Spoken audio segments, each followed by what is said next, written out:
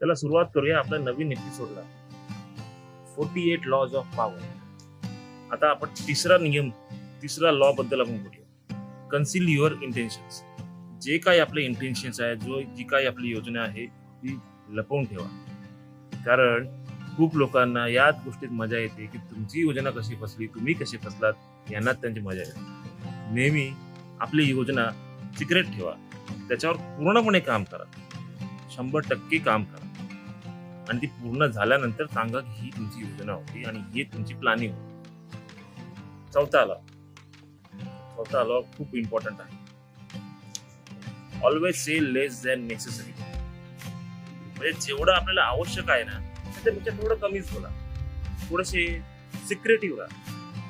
म्हणजे लोकांची जी तुमच्याबद्दलची क्युरिओसिटी आहे ती वाढेल. दुसरं, बहुतेक वेळा काय होतं की आपण बोलता एवढं बोलून जातो की आपल्या हातून काहीतरी मूर्खपणा घडून जातो. शब्द असे आहेत की एकदा आपल्या तोंडातून बाहेर पडले, आपल्या वाणीतून बाहेर पडले की आपण त्यांना परत घेऊ शकत नाही. म्हणून ते जर जपून वापरा. जेवढी गरज आहे त्याच्यापेक्षा थोडं कमी बोला. श्री स्वामी समर्थ. बाकीचा 5वा आणि 6वा लॉ उद्या बोलू.